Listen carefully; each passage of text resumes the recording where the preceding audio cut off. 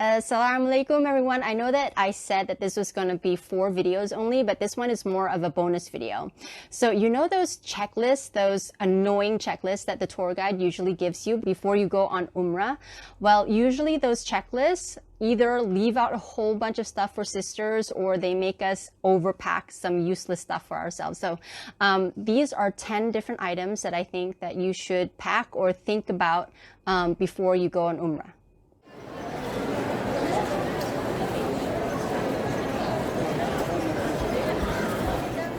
Okay, so I've written about 10 different items here that I think that you guys should really take along with you to Umrah.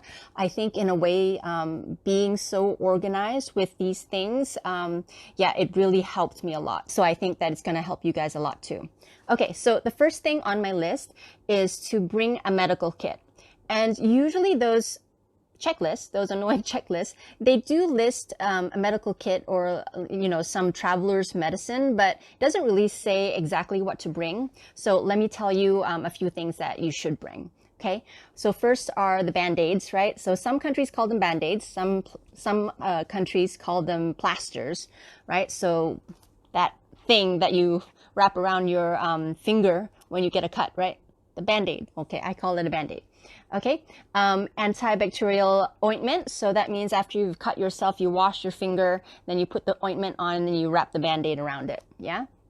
Hand sanitizer, of course, especially in this COVID-19 era. And then a whole bunch of different types of medicines. I'm not going to mention brands. I'm just going to mention the scientific name, okay? Paracetamol or ibuprofen. So that's for headaches, for fevers, for pain, for inflammation. Okay, citrazine. Citrazine is for runny nose, allergies, itchiness. That's like really handy. And then, of course, the normal traveler's medicines, like for motion sickness, if you get sick on a bus or something. And also anything for upset stomach, for diarrhea, for bloating, those kinds of things. Because, I mean, you're going to a new place, right? So the food might not agree with you. Okay, so those things keep in your medical kit, but make sure that it's a small one, okay? Make sure that you can kind of like stick even a mini one into your handbag. I used to keep my hand sanitizer and, you know, cut up a few different blister packs of the different medicines that I just said just now, and I would put it into just one little Ziploc bag, and I would put it into my bag, into my daily bag. Okay, so the second one, okay, so most lists also tell you to bring a nylon line, basically for drying clothes, but I didn't actually find that very useful. Most rooms actually have a shower curtain bar, so you can actually use that, but I can't say that it's clean. So I actually recommend bringing bring the line just in case, but also bring a few lightweight hangers so that you can actually just hang your clothes onto the nylon line or the shower curtain bar. Okay. And those hangers, they can become really handy too if you have roommates. So actually you can like hang your towel on it. You can hang your, you know, wet clothes on it if you, you know, hand wash it in the room.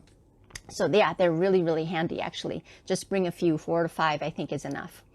Also bring, you know, in the same category, bring some powder detergent, not liquid detergent, because that could, you know, possibly leak. Bring some powder detergent with you from home, the one that you like, and the one that you're not allergic to, because you don't know if you're, you know, of course there's powder detergents to be bought when you're on Umrah, but I don't know, just to avoid anything going wrong, you could be allergic to the one that's there, so just bring your own, okay? Yes, number 3. Have a few small bags with you. So I recommend 2 different bags. One bag is actually a wearable shoe bag. I see that a lot of Umrah packages, they do provide a shoe bag for you, and it's like a little backpack, right? Always have that with you. Keep your shoes with you because there is a tendency for shoes to go missing when you go to the masjid. So make sure that your shoe bag is wearable, and also like a small sling bag. So a sling bag that's a little bit bigger than this, I'd say.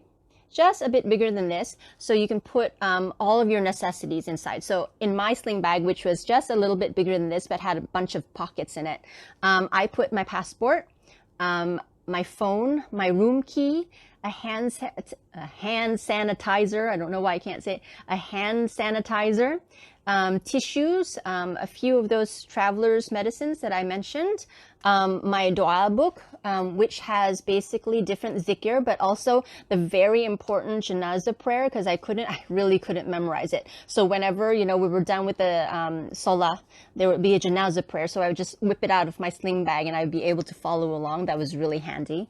Also, mini sajada, those little sajada, the little ones that it's just good enough for your face. Because, sometimes you have to pray in a spot that you're not really sure if it's been trampled all over or not. So just bring one in case. So, you always have something clean to put your face on. And lastly, I thought this was really important to mention is bring your wasiyat. Bring your will. Okay? You don't know what Allah has planned for you. So, when I went to Umrah, one of the things that I made sure that I did was I wrote my will, basically. I wrote my wasiyah just in case. And I kept an A4 copy of it in my little pouch just in case. And, you never know. So just have it there. Also, you can put contact information and stuff there as well, just for emergency purposes. Okay? All right, number 4. Learn how to sujud over your sling bag and shoe bag.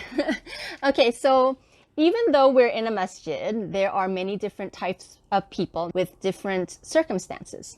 So I highly recommend learning how to make sujud over your stuff. So you don't put it at the top edge of the sajada or the prayer carpet. You put it in the middle where your stomach would hover over the stuff. So basically when you sujud, your bags and stuff would be just under your tummy. There's just that enough, space right underneath there. And, it's just kind of like a security move so that you're not worried and you're not always concerned about your stuff, and you can, actually concentrate on your sujud and your prayer more. Anyway, I found that was pretty handy for me. Okay, let's see. Budget your water intake. Yeah. So even though there's tons of Zamzam water everywhere, right? And when I was near my hotel, I was guzzling it. I was drinking it like nobody's business. But when you go out on outings, like the field trips, budget your water because the bathrooms are, okay? So if you're like me, I'm not into public toilets at all. Budget your water, okay? And bring along toilet paper with you. If you have a travel bidet, you can bring that along as well. All right, number 6. I think it's a good idea if you know when your Umrah is going to be to delay your period. Okay, the worst thing is you get to Umrah. I mean, there's also hadith and whatnot to guide you if this happens, but you can avoid it. So let's delay your period, okay? You can go to the doctor and get basically a hormone pill, or if you're already on the, birth control pill, you can just continue with your birth control, just skip your off week, yeah? And just only take the active pills. For those of you who don't usually take birth control, then you can go to the doctor and get some hormone pills to just delay your period until you come back. Okay, because I had a member in my Umrah group and she actually missed out on quite a lot of ibadah. She couldn't go to the masjid that much because she had her period. Alhamdulillah, she was able to complete her Umrah before it came, but still, when we were all going to the masjid and going here and going there, she kind of ended up staying in her room and I felt really bad. So yeah, if you can delay it, please delay it. Okay, so number 7 is if you plan to be alone at any time, I would highly recommend that you get a Niqab. Okay, maybe you don't have to wear it all the time if you don't usually wear one. You can just keep it in that sling bag that I suggested earlier. But yeah, I definitely felt that there were times where the Niqab was very convenient, especially when I was in Medina. Sometimes I would kind of go shopping alone because there are stalls there for abayas and whatnot. And I went the first time without Niqab, and I went another time with Niqab, and definitely I felt less stares and less people trying to talk to me, and definitely a higher level of comfort when going around. So yeah, I would highly recommend bringing a niqab with you, even if it's just like one of those square ones, you know, the square ones with just the slit on, you know, underneath the top band where it goes over your forehead. Yeah, it really, I felt that it really helped. Okay, number 8, find out where the women offer the prayer inside the 2 masjids. Okay, and this is important because, I mean, the places are mostly sectioned off anyway between the men's section and the women's section. But the thing is, sometimes there's strategic women's section. Like in Masjid al-Haram, there are women's sections in the downstairs where actually you're offering your prayer almost in front of the Kaaba. Like at first I thought that, you know, only men are allowed to be like in those front kind of like areas. But actually I did find one spot or a few spots actually where women were and could actually worship and see the Kaaba. So alhamdulillah, I was able to experience that too at least one time. So when I was in Masjid Nabawi, since I had learned about these strategic areas, I was actually able to be in the front rows more. But at Masjid Nabawi, there's an inside section and outside section. So, well, inside of the masjid structure and outside of the masjid structure, because there is an outside portion that is still considered part of the masjid.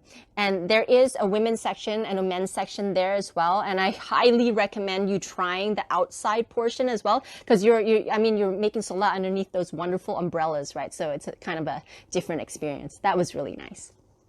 Okay, number 9. Number 9, for those of you who have never kept a diary, please don't be intimidated. I highly recommend keeping a diary while on Umrah. It could be a written one, or it could be a digital one on your phone, or it could be a pictorial one. I actually kept a digital one, and then I emailed it to myself. And of course, I also took a pictorial one. I took tons of footage, like pictures, videos, so many of them, so that I could, you know, remember everything, just in case, who knows that. Maybe I won't have another chance to go back, but maybe I will. But whatever it is, I get to remember those moments through my pictures and through my digital diary. So I think you should sign up for that or bring a diary with you. Okay, and last but not least, number 10, yes, your tour guide will have a schedule for you and you'll have an itinerary, but there's going to be those times when it's free and easy. And there's actually a lot of time that's free and easy.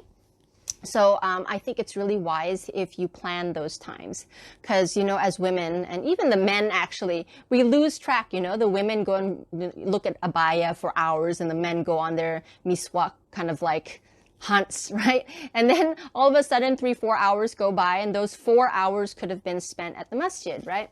So what I recommend is that you make a plan. Most of the time you should be making ibadah, because that's why you're there. To offer as much ibadah as you can, and then you schedule in your shopping trips, you know? In those times when there's free and easy times, carve out those 1 or 2 hours where you plan where you're going to go, what you're going to buy, and then quickly come back. Because, I mean, the whole point of Umrah is for you to give as much ibadah as possible, right? So do the shopping, then come back and continue with your ibadah. Okay, so those are the 10 items or things that I would love for you to keep in mind when you are preparing to go for Umrah. Yes, I figured them out eventually myself before I went, but if they were on another checklist, it would have been a lot easier and faster, and I would have been able to kind of share it with my girlfriends so that they would have, you know, benefited as well. Okay, so that's it. That's my 4 video series on Umrah. I'm really happy that I was able to document all this. I want to be able to remember my thoughts and my feelings from Umrah and the things that I learned, and I'm really happy that I was able to share it with all of you. I hope that it was beneficial, and I hope that when you go to Umrah, you'll remember this series and make dua for me. I want to go again. Please make dua for me that I can go again, okay? All right, so if you have enjoyed this content, please be sure to share it. Also make any comments that you wish. I want to improve. And also I want to know what you think. Maybe you have Umrah experiences that you want to share with us. That would be great. And of course, subscribe to my YouTube channel and any of my handles as well. And I will see you in the next Reflections series. Assalamu alaikum.